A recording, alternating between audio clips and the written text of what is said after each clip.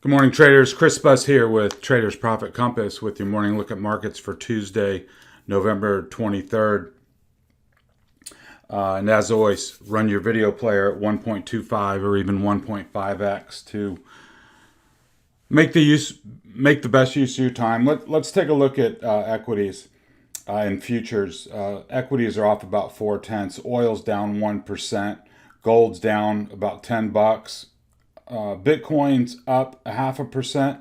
Over on the macro front today, we've got flash PMIs, we've got Richmond Fed, we've got a 7-year note auction at 1 o'clock that, given all the volatility and rates, I think it's going to be a good idea to stay kind of dialed in with the bond market, even though you're probably not really trading it. And also now we've got a scheduled press conference announcement or something from President Biden, and what they're expecting is a discussion focused on inflation.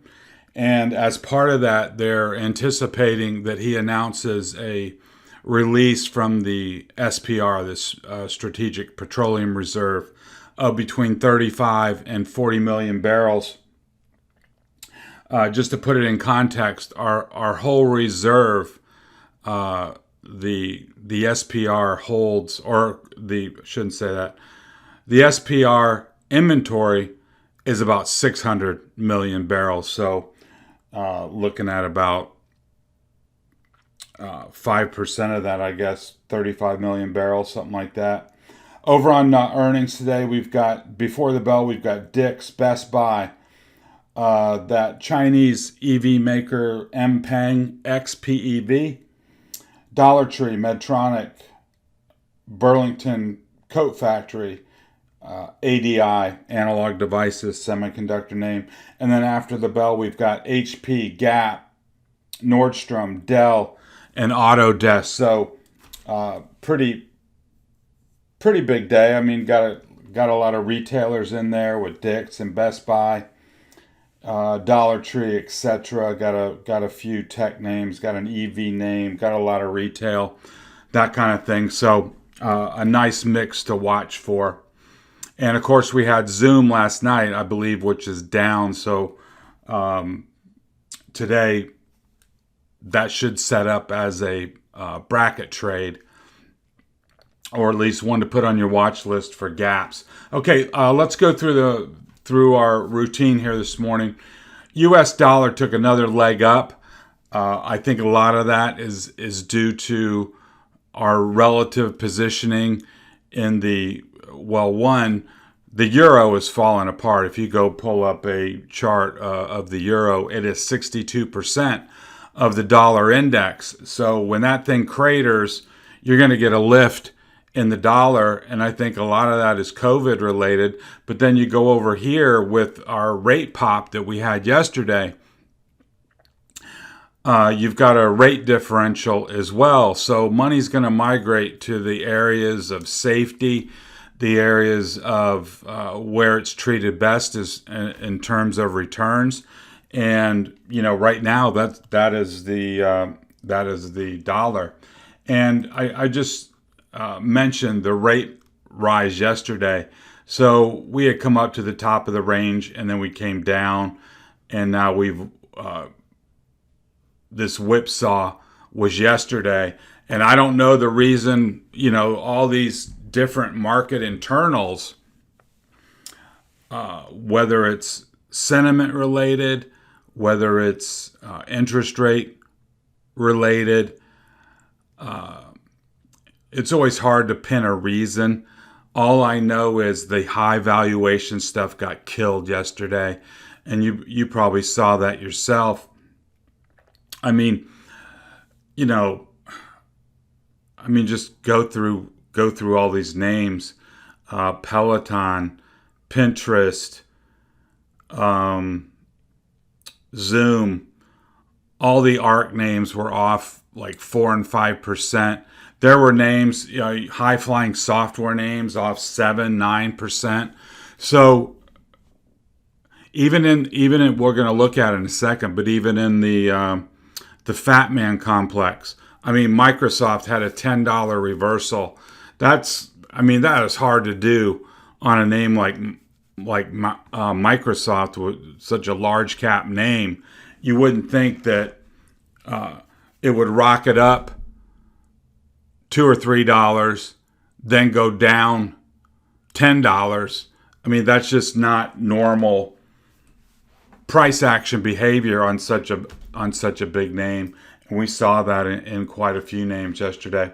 So if rates are up, TLT's down, I remain focused here, as you should. I mean, especially if you're trading it here at the 200 at this 146. And I mean, it has not been a really easy trade because it's been so choppy with whipsaws on rates. Depending on the day, it's just hard to get anything meaningful going more than just a couple days. So that's been a tough trade. VIX took a jump up yesterday. Now we're at 19. So now we're in the middle of the middle range. We've got a low range, a middle range, and then an upper range. So right now, I'm keying off of that 20 level. You do not want to see VIX get over 20. That means people buying a lot of protection, right? And probably going to see a lot of red on the screen. You get up over 20. And the thing is that once you get over this band of resistance, nearly each and every time you go ahead and go up and tag 25. So that's more of your capitulation sell-off, your panic sell-off. We saw it here. We saw it here. We saw it here. A break above that sticks, and then you get the more or less the panic move up towards 25. So I think it's important in the next day or so to keep VIX contained under this 20 and a quarter range, or else things kind of get out of control. NASDAQ oscillator down here at minus 54, showing you that the underlying stocks have lost a lot of momentum, and now we're getting into the oversold area. Same thing on NYMO. So if you've been short some stuff, be careful in the sense that just watch it for the move back up. Now, this seems to me, I'm just trying to think ahead, not trying to outguess the oscillator, but remember our indexes, especially QQQ and SPY, are driven because of the market cap weighting from the FATMAAN names. Okay? So don't get lulled into simply fixating on the indexes as far as this measure is concerned, because this is taking into account the whole market. Apple is just the same as some, JP Morgan or some other S&P 500 name. So under the surface, it's showing that the smaller cap names are struggling more. So depending on what you're in, of course, is going to kind of determine for you when you cover. And what I would suggest is simply holding on to those, whatever hedges you may have, and then cover when you see that going into a support area, especially if we get down here below minus 60 and push down into the minus 90 range. You're almost assured a guaranteed bounce at that point.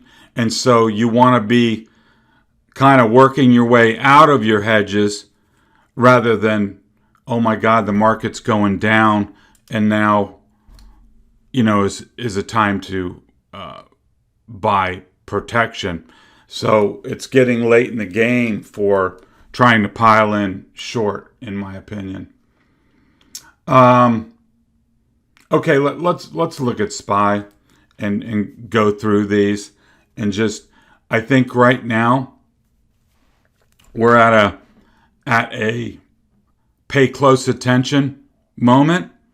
It's not a panic moment, but it is definitely a pay attention moment, because remember, we've been pointing out these bearish divergences all along, and that means that there could be a trend change. I mean, this is what the bearish divergence has been saying all along, that the advance has been on thin ice, because under the surface, you're losing momentum and you're losing relative strength. So we had the fake move. The first bar of the day yesterday was fake. And then the J Powell announcement was right here. And then it was selling the rest of the day. So I think a couple of important levels to watch on the downside are 466 and 464. Okay? So what you want to see as far as a recapture, that level is 468 on the 2-hour chart. And you can see them. They're all about roughly $2 apart, which makes it kind of easy and convenient. You got a level here at 468, which I think is your main pivot. And then your first level of support is 466, then 464. But watch for a break below 464 if that were to come, whether it's today, tomorrow, whenever, because then I think you've got much higher likelihood of a bigger breakdown below. And here are your levels on the 30-minute chart. You can see there's some minor differences, but here's your 466 coming in, and here's your 464 coming in, and you've just got a little bit of support down at 462, and then you're down to 460. So, we've broken the 30-minute channel for sure, and now we've rolled over on RSI. We're still above the zero line on momentum, so that's good. But, a couple more red bars, and this thing's going to go bearish like it did back here. And see, that's where we got, or where we had that period of, what was that? 1, 2, 3, about a week's worth of downside corrective activity. So we may end up seeing that again. But also keep in mind that this level here, this 470.25, was the prior high. And so then we had the breakout, and then we had the failure. So remember our technical analysis tenets. Once you break out of a range, you don't want to come back in. And that's exactly what we did. We had a fake breakout. Here was the breakout. Here was the back test. Everything's fine so far. We got a bounce. But then the whole thing waterfalled into the close. So that was your false breakout signal. And if you were an active trader, even if you didn't participate in any of this, once you saw that break back below into the range, that is a technical event that would get you short. And actually, same thing here. Notice that we broke out and then immediately reversed in the next bar and came back in. So now we've come down and we're sitting on the bottom of this 2-hour channel. You want to see 398 hold here on the Qs. Otherwise, it opens up 394 and then 390 to test this prior low. And so once this channel breaks, that's your signal that a trend change may be underway. And if you're a tactical trader, or if you want to say, you know what, I still got some longs, but I want to put on some kind of hedge against it, I would do it here on the break of 398. And then that'll be your solid pivot going forward, that you can stay short against 398 and just see how far the sell-off proceeds. And at a certain point, if you go deep in the money on that hedge, then you can decide if you want to roll down and take some profits on it, or if you just want to hold it, up until tomorrow afternoon, or even over the long weekend if you want to do that. So it kind of depends on the price action today. And you can see here on the Qs, right against this bottom of the channel, same kind of comments apply. You don't want to lose the channel and then start rolling down. So I think today is going to be really important to see if there's a lot of follow-up selling. IWM, we had this falling wedge. We thought we had a breakout, and then they sold it. And so now we're back into that range that we talked about yesterday, where between 232 and 230 is some room to the downside. But remember, at 230, this gold EMA is the 50-day on IWM. If it loses that, all bets are off, and I would be thinking it would be heading lower. And you can see it right here on the 30-minute chart. We lost that daily breakout level from 233. Now I want to take a chance to welcome any new listeners to the channel. I really appreciate it. Once you get in the flow of how I like to do things, I think it's going to help you in your trading. I try to point out all the key levels and try to provide some extra commentary about how to think about the price action and what's going on in the market. So thank you so much for spending that time. Hit the subscribe button and the alarm bell. You'll get notified of my YouTube content. And then if you look over in the show notes, there's a link to the registration page on my blog site where you can register with your email. It takes 15 seconds, and then you'll get all my midday updates. Actually, anytime that I publish anything, you'll get something in your email box about that. And of course, longtime listeners, really appreciate you sticking with me, and I hope the analysis is helping you navigate your positions. Okay, Facebook.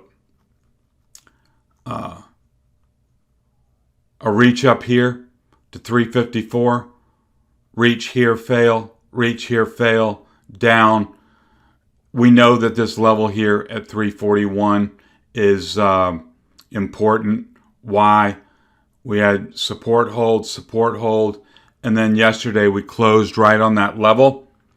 341 on the button. So that's your pivot for today.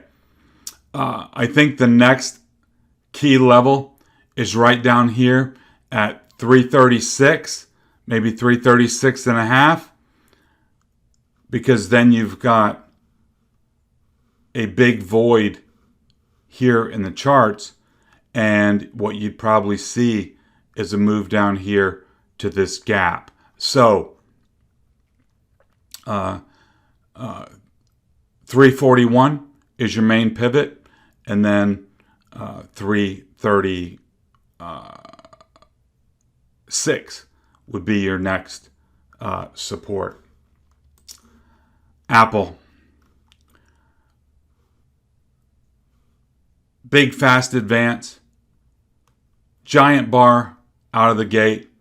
And then you had this, I was telling the guys in the trader room that this, you see that bar there with a large wick to the top and then coming back to right where the candle started. When you see that at a top, that's called a gravestone doji. And, as the name implies, it's not good.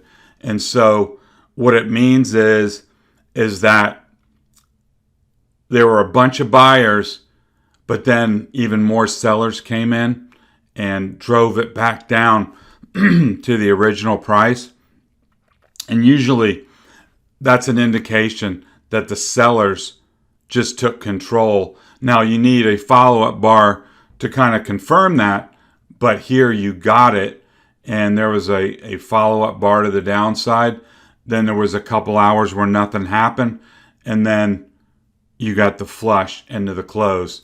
Now today, I think this 160 and a quarter level is going to be important. Why? Because you break that level, I think you come back and back test this 157 breakout from the all-time high.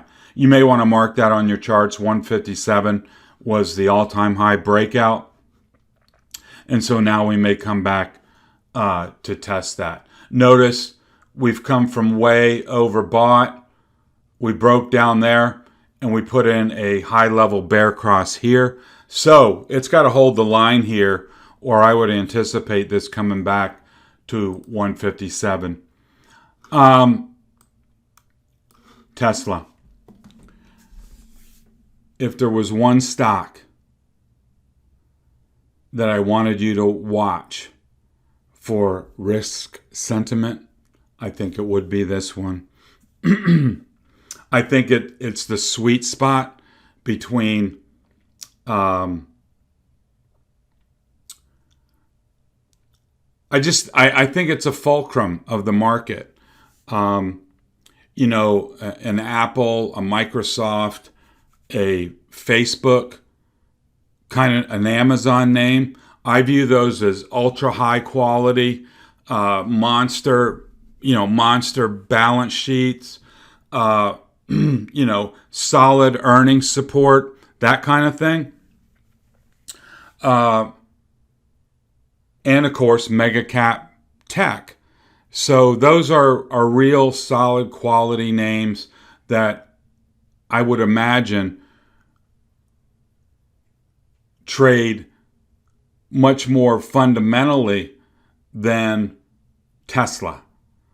Tesla is a momentum stock. It's a meme stock.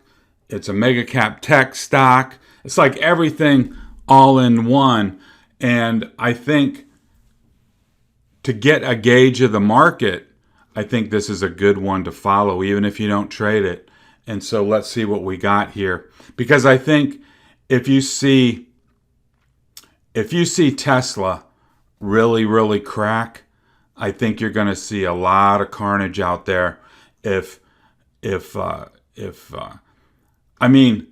Tesla can't hold up, do you really expect any of the EV space to hold up, the charging space, all this other kind of stuff? No. In fact, the junior names have already started moving down. So this is kind of, this is the general of that space. So let's look at it. We had this little trading range. We got the breakout, made a run up, took out our 1170 layer that was right here, and I've redrawn it, and then we came right up to this open gap, made a touch, and reversed. So now today, I think it's pretty clear. We've got an uptrend channel. We've got 1150 at support. I think if you lose 1150, you're going to come down to 1115 pretty fast where this breakout was. And then we'll have to watch from there, does this thing roll down into the 1,000 or 900 range, and what happens after that. So if Tesla can gather itself here at 1150, I think that would be a really good sign that the whole market is not going to disintegrate. Here's the Microsoft that I was talking about. We had the big opening move, and then they faded the whole thing. They went from basically a touch of 350 down to 340. You do not see that every day in a mega cap like Microsoft. That was a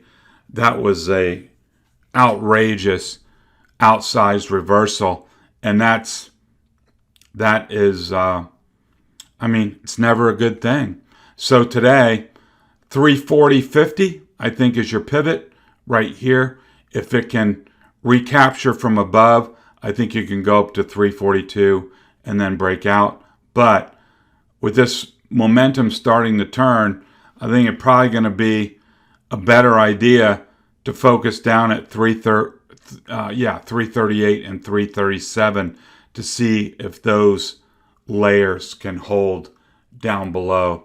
Amazon follow-up selling to this day here, which was Friday, where we tagged the all-time high and then rolled over, and then we had follow-up selling yesterday.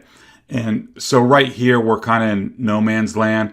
I think it's either got to reclaim 3,600 or it rolls down to 3530-ish. And so what you can do today, I didn't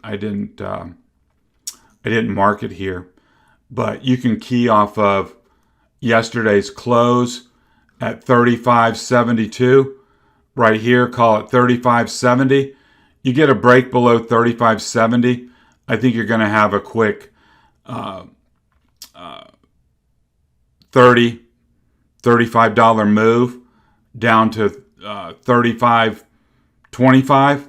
So if you wanted to actively trade this like right out of the gate, I would use yesterday's close as your pivot point, and then depending on which way it looks like it's going to go, set your stop just below. Google down a little less than 2%, but it stopped right here at this 2920 level. Below that, I think you're going to come down and probably test this gap down here at 2890. So use that 2925, 2920 area as your pivot this morning. Netflix has remained weak. We rolled down and put in this little 5-hour flat bear flag. I think it's got to hold 660, or I think it's coming down to 648 down to test these prior lows. So if you're on top of that, I think you got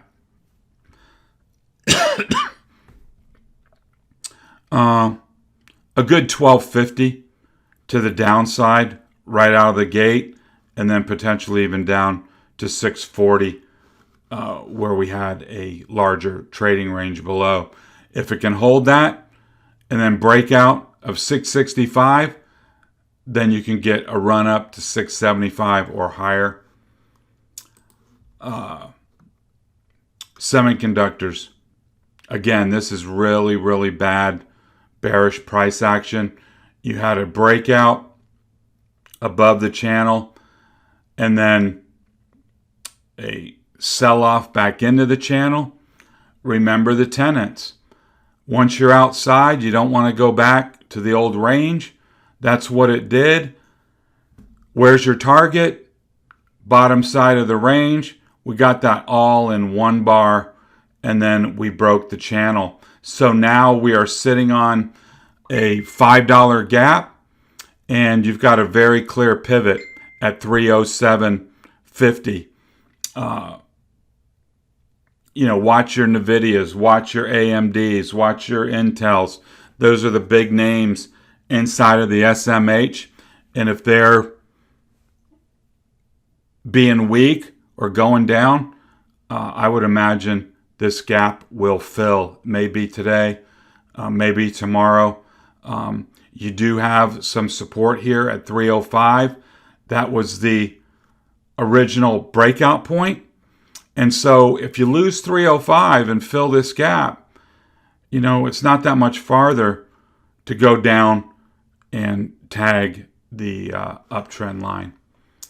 Now, going on to look at some charts. Zoom was a big trade idea from yesterday.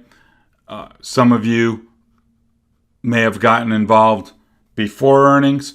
I don't have a position, but even if you got nothing, now watch how price behaves around 240, and if that cracks, that's going to give you a very objective level to short against, and look for a move down towards 160, which is $80 away. Now quickly at ARK. Here's the ARK FinTech. We talked about this level here on the blog post the other day. So now 48 is your pivot. Below that, look for 45. ARKG. Oh, hold on a second. I didn't have the daily worked up. Here's the ARKG, clearly breaking down into this big void. I think it's going to 55 unless something dramatic happens. I think one thing you should be prepared for is a kickback rally to 70 that rolls over, but we're going to have to watch it. But this is definitely broken down, and I think it's got a lot more downside to it. Here's the ARK Innovation. This is the one that has a lot of Tesla in it, from what I understand. 107.50 is your pivot. If it can hold that, it can stop the bleeding. If it can't, it's coming down here to 100. I wanted to look at the W, ARK W. This is the ARK Web Index. Doing a little better than the other ones just because it's still in this prior trading range. But below the 200 here, I think you're coming down to 137.50. So that's $7.50 of downside there. But if that breaks, then you're coming to 122 and a half to retest those lows. And